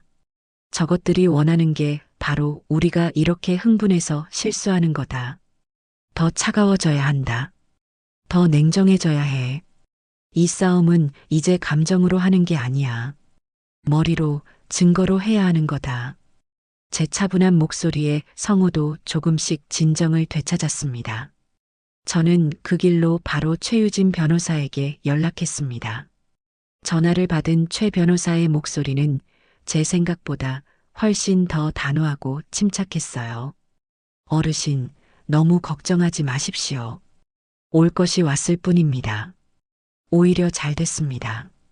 그들이 스스로 무덤을 판 셈이니까요. 이건 저희에게 주어진 절호의 기회입니다. 그들의 파렴치함을 법정에서 모든 사람 앞에서 만천하에 공개할 수 있는 아주 좋은 기회요. 최 변호사의 자신감 넘치는 목소리에 저 역시 흔들리던 마음을 다잡을 수 있었습니다. 다음 날 저는 최 변호사의 사무실에서 전쟁을 위한 작전 회의를 시작했습니다. 최 변호사는 상대방이 펼칠 전략을 정확하게 예측하고 있었어요. 아마 그쪽에서는 어르신의 판단력이 흐려졌다는 것을 입증하기 위해 의사소견서를 제출할 겁니다. 돈으로 매수한 의사겠지요. 그리고 어르신께서 국밥집에서 일하시는 것이나 박성호 씨에게 보이는 호의를 비정상적인 집착 혹은 상황 판단 능력의 결여로 몰아갈 겁니다. 우리는 그 모든 주장을 하나하나 논리와 증거로 반박해야 합니다. 어떻게 하면 되겠습니까, 변호사님? 가장 중요한 것은 어르신께서 얼마나 명료하고 건강한 정신을 가지고 계신지를 법정에서 직접 보여주시는 겁니다. 그리고 박성호 씨와의 관계가 사기나 조종에 의한 것이 아니라 깊은 인간적 유대와 은혜의 바탕을 둔 것임을 증명해야 합니다. 시장 상인분들의 증언도 필요하고 어르신께서 가게 운영에 얼마나 이성적으로 기여하셨는지 보여줄 장부도 필요합니다. 최 변호사와 이야기를 나누는 내내 저는 잠자고 있던 제 옛 모습이 되살아나는 것을 느꼈습니다. 수십 년 전 시장에서 한 푼이라도 손해보지 않기 위해 장부를 꼼꼼히 정리하고 거래처, 사람들의 속내를 꿰뚫어 보던 그 시절의 독사 김춘희가 다시 깨어나고 있었어요. 그날부터 저는 전쟁 준비에 돌입했습니다. 최 변호사는 법률적인 준비를, 저는 제 인생을 증명할 증거들을 모으기 시작했어요. 성호에게 부탁해 가게의 매출 장부를 모두 정리했고 저를 지지해줄 시장 상인들을 만나 증언을 부탁했습니다. 제 친구 순자를 비롯한 많은 상인들이 자기 일처럼 분개하며 기꺼이 법정에 서주겠다고 약속했어요. 그리고 저는 아주 중요한 작업을 하나 시작했습니다. 바로 제 수십 년의 세월이 담긴 낡은 앨범들을 모두 꺼내 정리하는 것이었어요. 그것은 단순히 과거를 추억하기 위함이 아니었습니다. 제 기억 속 어딘가에 이 모든 싸움을 끝낼 수 있는 결정적인 열쇠가 숨어 있을 거라는 막연한 확신이 있었기 때문이죠. 먼지가 뽀얗게 쌓인 앨범들을 한 장 한 장 넘기며 저는 제 젊은 날들과 마주했습니다. 시장 좌판에서 채소를 팔던 20살의 나, 반찬 가게를 열고 감격의 눈물을 흘리던 30살의 나, 식당을 차리고 아들을 품에 안고 환하게 웃던 40살의 나. 그 모든 사진 속에는 언제나 고단함과 희망이 함께 담겨 있었어요. 그러다 저는 한 낡은 흑백 사진 앞에서 숨을 멈췄습니다. 사진 속에는 갓 돌이 지난 아들 봉수를 업고 있는 젊은 시절의 제가 제 가게 앞에서 환하게 웃고 있었습니다. 그리고 제 옆에는 수줍은 듯 웃으며 서 있는 한 젊은 아주머니가 있었어요. 아주머니의 손에는 뜨거운 김이 나는 뚝배기 한 그릇이 들려 있었습니다. 순간 제 머릿속에서 잊고 있던 기억 하나가 섬광처럼 떠올랐습니다. 그때는 제가 식당을 열기 전 반찬 가게를 하며 봉수를 혼자 키우던 가장 힘들었던 시절이었어요. 끼니를 걸을 때가 부지기수였고 아들에게 줄 젖이 모자랄까봐 제 자신은 굶는 날이 더 많았죠. 그런 저를 안쓰럽게 여겨 맞은편에서 작은 국밥집을 하던 그 아주머니가 매일같이 제게 국밥을 가져다 주었습니다. 애기 엄마, 밥은 먹고 해야지. 그 무심한 한마디와 함께 건네주던 뜨거운 국밥 한 그릇이 그때는 제 생명줄과도 같았어요. 저는 떨리는 손으로 사진을 들여다보았습니다. 사진 속 아주머니의 얼굴. 아무리 뜯어봐도 낯이 익었어요. 어디서 봤을까? 한참을 고민하던 제 머릿속에 한 사람의 얼굴이 퍼즐처럼 맞춰졌습니다. 박성호. 지금의 박성호와 사진 속의 젊은 아주머니는 눈매와 인매가 놀라울 정도로 닮아 있었습니다. 그렇습니다. 박성호는 수십 년 전 굶주리던 저를 살렸던 그 국밥집 아주머니의 아들이었던 겁니다. 저는 앨범을 든 채 그 자리에 한참을 서 있었습니다. 눈에서는 뜨거운 눈물이 하염없이 흘러내렸어요. 이것은 우연이 아니었습니다. 하늘이 맺어준 인연이었고 제가 과거에 받았던 은혜를 지금 다시 돌려받고 있는 것이었어요. 이제야 모든 것이 분명해졌습니다. 제 아들 고봉수가 제게서 앗아간 것은 돈뿐만이 아니었어요. 바로 이런 사람과 사람 사이의 따뜻한 정과 은혜를 갚고 살아가는 인간의 도리 그 자체였습니다. 저는 사진을 소중하게 품에 안았습니다. 이것이야말로 저 짐승만도 못한 것들의 마지막 숨통을 끊어놓을 하늘이 제게 내려준 가장 강력한 무기였습니다. 드디어 운명의 날이 밝았습니다. 법원으로 향하는 차 안의 공기는 묵직했지만 제 마음은 놀라울 정도로 고요하고 평온했어요. 지난밤 저는 앨범 속 낡은 사진을 보며 밤을 새웠습니다. 사진 속 젊은 제 모습과 수줍게 웃던 성우 어머니의 얼굴을 보며 제 인생의 모든 조각들이 제자리를 찾아가는 것을 느꼈습니다. 이것은 더 이상 빼앗긴 돈을 되찾기 위한 싸움이 아니었어요.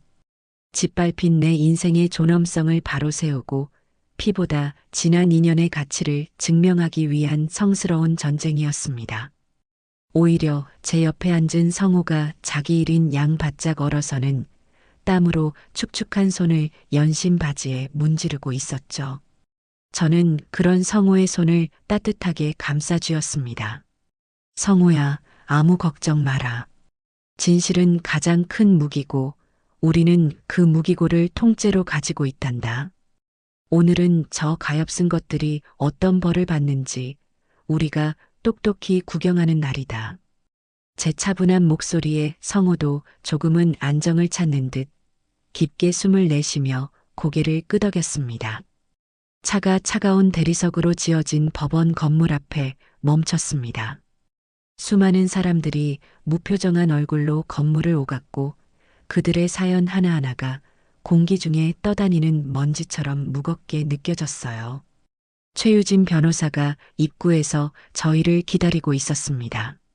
그녀의 눈빛은 그 어느 때보다도 단단하고 자신감에 차 있었죠. 어르신, 준비되셨습니까? 되고 말고. 내 70평생에 오늘처럼 준비가 잘 된 날은 없었네. 법정으로 향하는 복도에서 저희는 복도 저편에서 걸어오고 있는 아들 내외와 마주쳤습니다. 그들의 곁에는 탐욕스럽게 생긴 변호사가 바싹 붙어 있었죠. 잠시 동안 복도에는 저희 네 사람의 시선만이 허공에서 부딪혔습니다.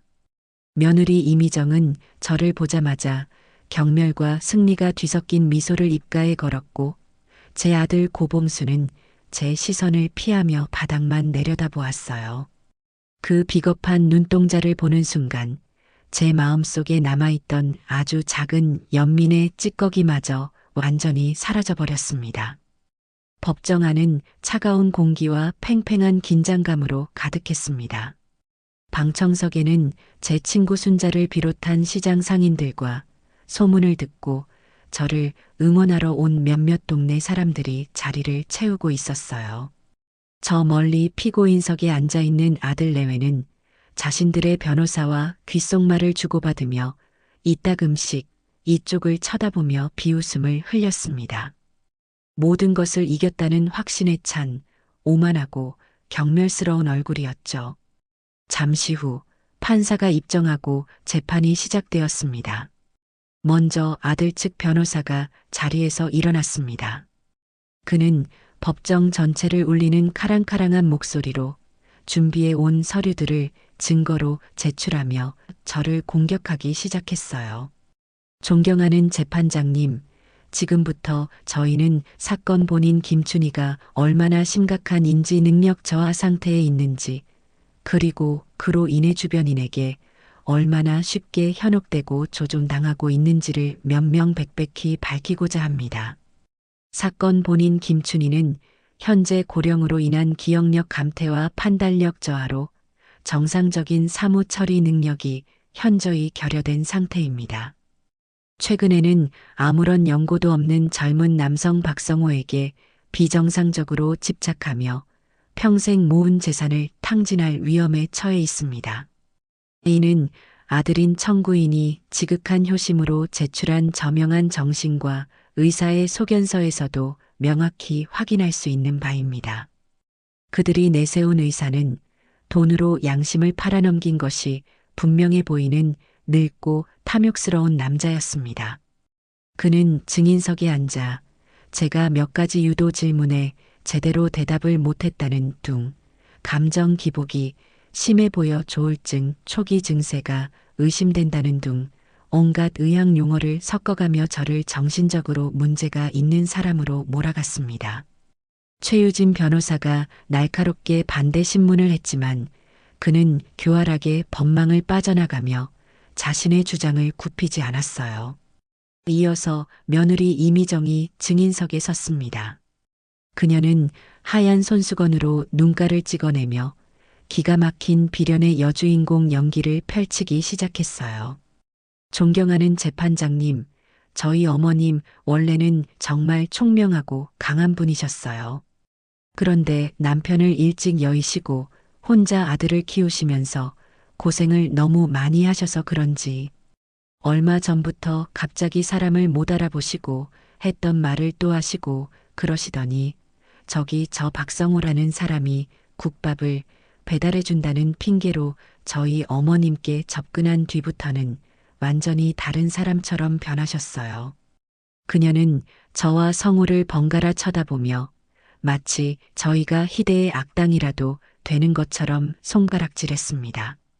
저희한테는 온갖 욕설을 퍼붓고 집에서 내쫓으시더니 저 사람 말만 무조건 믿으세요. 저희가 효도하려고 드린 30억 원도 아마 저 사람이 중간에서 다 가로챈 것 같습니다. 어머님은 지금 자기가 무슨 짓을 하는지도 모르고 계세요. 재판장님, 제발 저희 어머님을 저 파렴치한 사기꾼에게서 구해주세요. 네. 그녀의 처절한 연기에 방청석에서는 아이고, 저런, 어머니가 정말 이상하시네. 저 젊은 놈이 아주 작정을 하고 접근했구만. 하는 동정의 목소리가 터져 나왔습니다. 제 아들 고봉수는 고개를 푹 숙인 채 어깨를 들썩이며 마치 비극의 주인공이라도 된 것처럼 흐느끼고 있었죠. 모든 것이 그들이 완벽하게 짜놓은 각본대로 흘러가는 것처럼 보였습니다. 마침내 최유진 변호사가 반격에 나설 차례가 되었습니다. 최 변호사는 얼음처럼 차가운 표정으로 여전히 눈물을 훔치고 있는 며느리에게 다가갔습니다. 증인, 참으로 감동적인 연기였습니다. 그런데 몇 가지 사실관계만 확인하겠습니다. 증인은 시어머니께서 판단력이 흐려지셨다고 했는데 구체적으로 어떤 점에서 그렇게 느끼셨습니까? 그야 갑자기 가게 일을 돕겠다고 나서시거나 저희한테 이유 없이 화를 내시는 점이요. 국밥집 일을 돕는 것이 왜 판단력 저하의 증거가 됩니까? 어르신께서는 수십 년간 성공적으로 식당을 운영해 오신 전문가입니다. 그런 전문가가 자신의 경험을 살려 새로운 일에서 활력을 찾는 긍정적인 모습으로 볼 수도 있는 것 아닙니까? 그리고 이유 없이 화를 내신 게 아니라 증인과 남편이 시어머니의 전 재산인 30억 원짜리 상가 건물을 팔아달라고 요구했기 때문에 화를 내신 것 아닙니까? 최 변호사의 얼음 송곳 같은 질문에 며느리의 얼굴이 순간 하얗게 질렸습니다. 그녀는 당황해서 입술만 달싹일 뿐 아무런 대답도 하지 못했어요. 최 변호사는 그 틈을 놓치지 않고 저희 측 증인들을 차례로 불러 세웠습니다. 제 친구 순자는 아들 내외가 백화점에서 얼마나 사치스럽게 돈을 쓰고 다녔는지, 그리고 늙으면 돈 쓸 줄도 모른다며 저를 모욕했던 사실을 생생하게 증언했어요. 상가 건물을 중개했던 부동산 사장님은 계약 당시 제가 계약서의 모든 조항을 얼마나 꼼꼼하고 명료하게 검토했는지, 심지어는 법률적으로 불리할 수 있는 독소 조항까지 발견해내 수정을 요구했던 사실을 증언했습니다. 제가 20년간 이 일을 하면서 김춘희 여사님처럼 똑똑하고 예리한 고객은 처음이었습니다. 그의 마지막 말에 법정의 분위기는 조금씩 저희 쪽으로 기울기 시작했습니다. 그리고 마침내 제가 증인석에 설 차례가 되었습니다. 법정의 모든 시선이 제게로 쏠렸어요. 저는 떨지 않았습니다. 오히려 아주 오랜만에 억압받던 피해자가 아니라 내 인생의 주인공이 된 기분이었죠. 저는 판사를 똑바로 쳐다보며 제 이야기를 시작했습니다. 존경하는 재판장님, 저는 정신이 흐리지 않습니다.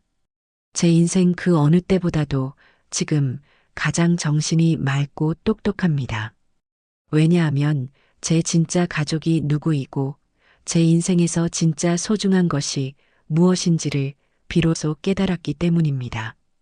저기 앉아있는 제 아들 고봉수는 제 전 재산 30억을 가지고 제 인생에서 사라졌습니다. 저는 그 돈이 아깝지 않았습니다. 자식에게 그 정도도 못해주랴 생각했습니다. 하지만 저것들은 거기서 멈추지 않고 이제는 저를 정신병자로 만들어 남은 재산까지 모두 빼앗으려 하고 있습니다. 제 목소리는 떨림없이 하지만 슬픔을 담아 법정 전체를 울렸습니다. 저것들이 사기꾼이라고 부르는 저기 앉아있는 박성호라는 청년은 자식에게 버림받고 삶의 의지를 놓아버렸던 저를 살린 생명의 은인입니다. 아무런 대가도 바라지 않고 매일같이 제 문 앞에 따뜻한 밥 한 그릇을 가져다 준 유일한 사람이었습니다. 재판장님, 핏줄만 나눴다고 다 자식입니까? 제 배 아파 낳은 자식은 제 심장을 멍들게 했고, 남의 집 귀한 자식은 제 식어버린 심장을 다시 뛰게 해주었습니다. 힘들 때 내 곁을 지켜준 사람, 그 사람이 바로 진짜 내 가족입니다. 저는 품속에서 소중하게 간직해온 낡은 흑백 사진 한 장을 꺼내 증거로 제출했습니다.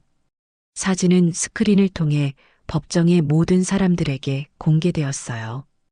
이 사진을 봐주십시오. 이 사진은 지금으로부터 40년 전 제가 시장 골목에서 작은 반찬 가게를 하며 갓난아기였던 제 아들을 혼자 키울 때 찍은 사진입니다.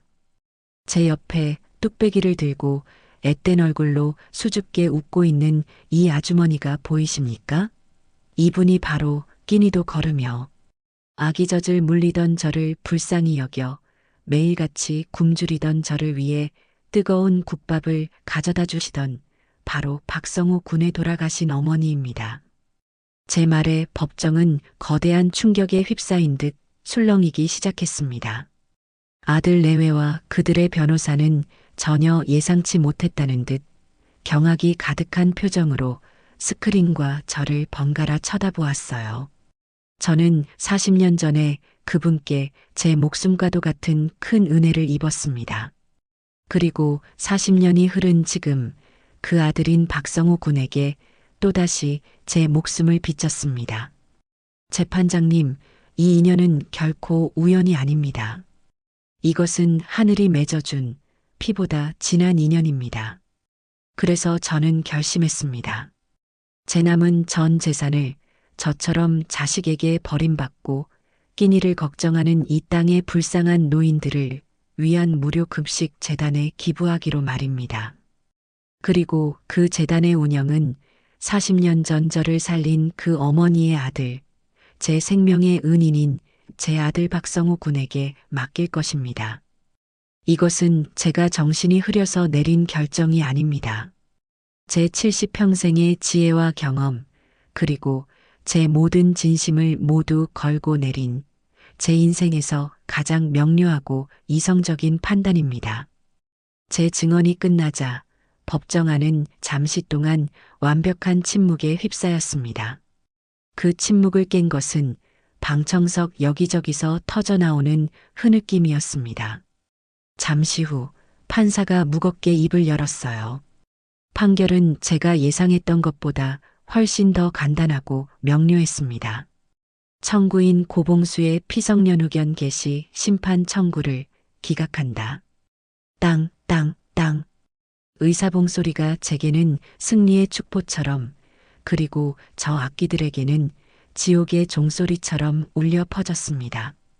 판사는 자리에서 일어나며 잿빛이 된 제 아들 내외를 향해 서리빨 같은 목소리로 마지막 일가를 날렸습니다. 어머니를 공경하고 봉양해야 할 자식의 도리를 망각하고 오직 재산을 탐하여 어머니의 인격까지 말살하려 한 청구인들의 행위는 인간으로서 결코 용납될 수 없는 폐륜 행위이다. 법정의 판결 이전에 하늘이 두렵지도 않은가. 판사의 호통에 아들 내외는 완전히 무너져 내렸습니다. 그들의 완벽한 패배였고 저의 완벽한 승리였습니다.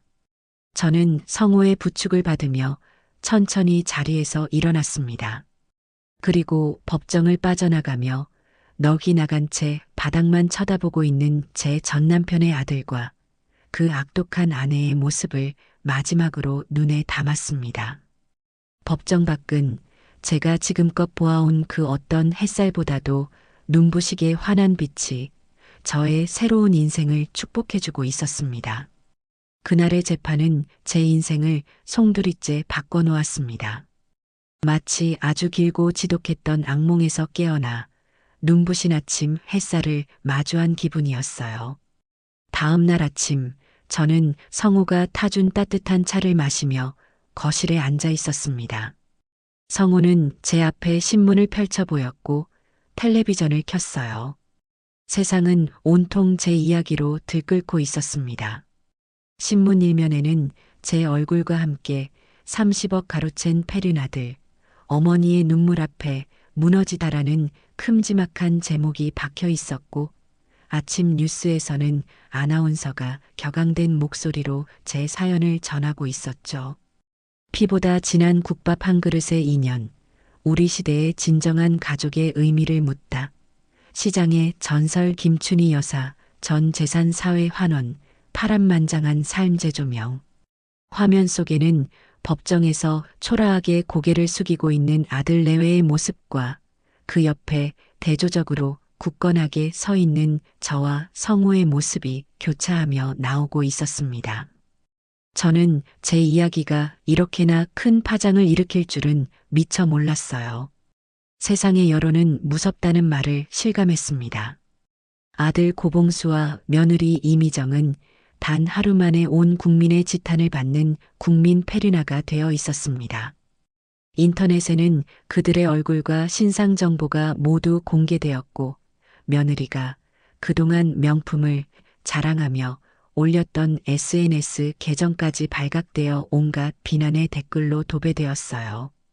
아들이 다니던 번듯한 회사는 당연히 그를 해고했고, 그들이 마지막으로 살던 월세 아파트 앞에는 기자들과 유튜버들이 진을 치는 바람에 사실상 사회적으로 완벽하게 고립되었습니다. 며칠 뒤에는 최유진 변호사에게서 연락이 왔습니다. 재판 과정에서 드러난 정황들을 토대로 검찰이 그들을 사기 및 재산 은닉, 그리고 저에 대한 무고, 혐의까지 추가하여 정식으로 수사에 착수했다는 소식이었습니다. 그들은 스스로 판 무덤에 스스로 갇히게 된 것이었죠. 그 소식을 듣는 제 마음은 이상할 정도로 평온했습니다. 미움도 원망도 동정심도 느껴지지 않았어요. 그저 저와는 아무 상관없는 사람들의 이야기처럼 아득하게만 들릴 뿐이었습니다. 반면 저와 성우에게는 세상의 모든 온기가 쏟아지는 듯 했습니다. 성우의 국밥집은 그야말로 문전성시를 이루었어요. 단순히 국밥 맛이 궁금해서 찾아온 손님들도 있었지만 대부분은 저와 성우를 응원하기 위해 일부러 먼 길을 찾아온 분들이었습니다. 어머니, 힘내세요. 사장님, 저희가 돈줄 내러 왔습니다. 그들은 국밥값보다 더 많은 돈을 계산대에 놓고 가거나 가게에 필요한 물품이라며 쌀이나 식자재를 두고 가기도 했어요. 세상은 아직 제가 생각했던 것보다 훨씬 더 따뜻하고 정이 넘치는 곳이었습니다. 재단을 만들겠다는 제 뜻이 알려지자 전국 각지에서 후원 문의 전화가 빗발쳤습니다. 학생이 돼지 저금통을 깨서 보낸 10,000원부터 어느 기업 회장님이 익명으로 보내온 거액의 수표까지, 그 모든 돈에는 액수를 떠나 저의 새로운 시작을 응원하는 따뜻한 마음이 담겨 있었습니다. 모든 것이 폭풍처럼 지나가고 조금씩 제자리를 찾아가던 어느 날 저녁이었습니다. 재단 설립 문제로 최 변호사와 길게 통화를 마친 뒤였어요. 낯선 번호로 전화 한 통이 걸려왔습니다. 받을까 말까 망설이다. 저는 조용히 통화 버튼을 눌렀습니다.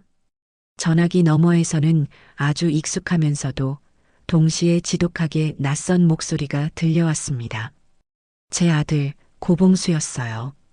그의 목소리는 모든 것을 잃고 벼랑 끝에 선 사람의 것 그 자체였습니다. 처량하고 비굴하고 위태로웠죠. 그는 다짜고짜 흐느끼며 제게 용서를 빌기 시작했습니다. 어머니, 저 봉수예요. 어머니, 제가 다 잘못했어요. 제가 정말 죽일 놈이에요. 그때는 제가 정말 돈에 눈이 멀어서 미정이 그 여자가 옆에서 부추기는 말에 속아서 제가 잠시 미쳤었나 봐요. 어머니, 저 지금 갈 데도 없고 아무것도 없어요. 밥도 며칠째 굶었어요. 제발 저 한 번만, 마지막으로 딱 한 번만 용서해 주세요. 네, 어머니. 저는 아무 말 없이 그의 말을 끝까지 들었습니다. 예전 같았으면 밥을 굶었다는 그 한마디에 가슴이 찢어지고 당장이라도 달려갔을 테지만 지금의 제 마음은 그 어떤 소리에도 흔들리지 않는 깊은 호수와 같았어요. 그의 목소리에는 단 한 톨의 진심 어린 반성도 담겨 있지 않았습니다. 오직 이 절망적인 상황을 벗어나기 위한 비굴한 동정심 유발뿐이었죠. 봉수야. 제가 그의 이름을 나직이 부르자 전화기 너머에 그가 기다렸다는 듯이 더 큰 소리로 흐느끼기 시작했습니다. 네, 어머니. 제가 잘못했어요. 다시는 안 그럴게요. 어머니 말씀 잘 듣고 이제부터라도 진짜 아들 노릇 제대로 할게요. 아니, 저는 그의 말을 단호하게 끊었습니다. 너는 용서를 구할 자격조차 없다. 내가 저지른 짓은 실수가 아니야. 선택이었지. 너는 수많은 기회 앞에서 단 한 번도 나를 선택하지 않았다. 너는 언제나 돈을 선택했고, 너의 그 천박한 아내를 선택했고, 너 자신의 이기심을 선택했다. 그러니 이제 와서 그 누구도, 그 무엇도 탓하지 마라. 모든 것은 너의 선택의 결과일 뿐이다. 어머니, 제발. 나는 이제 너의 어미가 아니다. 내가 뱃속에서 낳은 내 아들 고봉수는 내게 30억을 요구하며 무릎 꿇던 그날 이미 죽었다. 내 인생에 너라는 아들은 더 이상 존재하지 않아. 너는 그저 내 70평생에 지울 수 없는 오점을 남긴 내 인생의 가장 큰 실수였을 뿐이다. 제 차가운 말에 그는 잠시 아무 말도 하지 못했습니다. 저는 제 손으로 이 지긋지긋하고 고통스러웠던 인연의 끈을 완전히 끊어냈습니다. 그리고 마지막으로 인간으로서의 아주 작은 도리를 제 자신을 위해 베풀기로 했어요. 내가 작은 통장 하나를 보낼 것이다. 내가 앞으로 몇 년간 밥은 굶지 않고 내 힘으로 다시 일어설 최소한의 자금이다. 이것은 사랑이나 용서가 아니다. 내 인생의 오점을 내 손으로 지워내는 마지막 대가라고 생각해라. 그리고 이 돈을 받은 뒤에는 죽는 날까지 2번 다시 내 앞에 나타나지 마라. 내가 내게 할 수 있는 유일하고 마지막 효도는 그것뿐이다. 저는 그 말을 끝으로 전화기를 내려놓았습니다. 그 후로 제 인생에서 고봉수라는 이름이 들려오는 일은 2번 다시 없었습니다. 몇 달 뒤 마침내 수많은 사람들의 염원과 후원 속에서 김춘희와 박성호의 희망국밥재단이 문을 열었습니다. 재단은 제가 예전에 운영하던 식당 건물을 개조해서 만들었어요. 개업식 날 재단 건물 앞은 그야말로 인산인해를 이루었습니다. 제 친구 순자를 비롯한 시장 상인들은 자기 가게 일도 제쳐두고 와서 음식 나르는 것을 도왔고 최유진 변호사는 환한 웃음으로 하객들을 맞았습니다. 제 사연을 듣고 전국 각지에서 찾아온 후원자들과 기자들로 발 디딜 틈이 없었죠. 그리고 그 무엇보다 앞으로 이곳에서 따뜻한 밥 한 끼를 나누게 될 수많은 어르신들이 제 손을 잡고 연신 고맙다고 말씀해 주셨습니다. 저는 수많은 사람들 앞에 마련된 작은 단상 위 마이크 앞에 섰습니다. 제 인생에서 가장 행복하고 가장 떨리는 순간이었어요.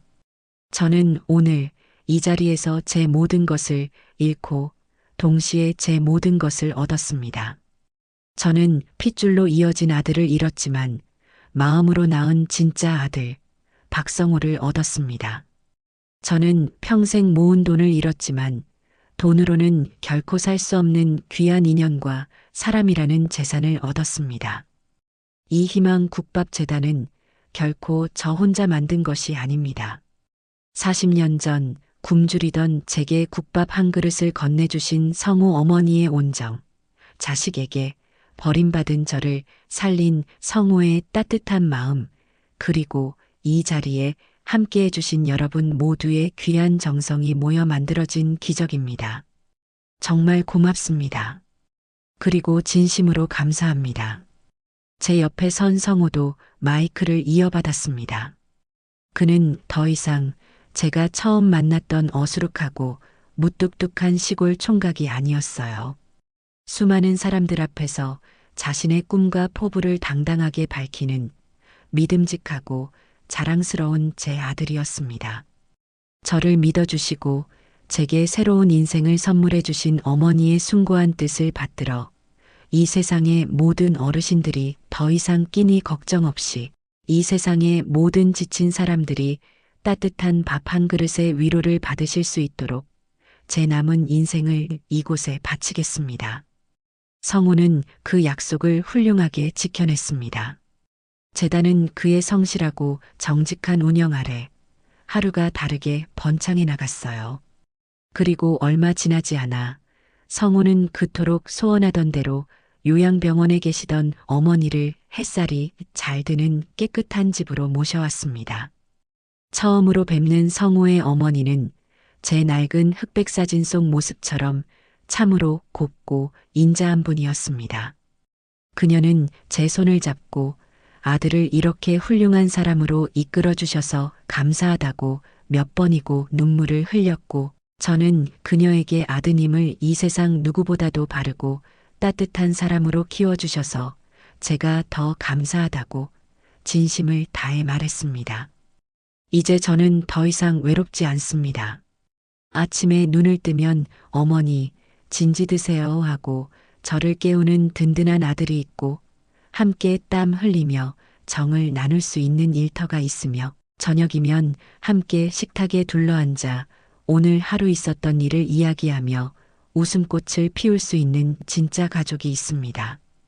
저는 매일 재단에 나가 저와 같은 어르신들의 주름진 손을 잡아드리고 성우가 밤새 푹 고아낸 뜨끈한 국밥을 함께 나눠 먹습니다.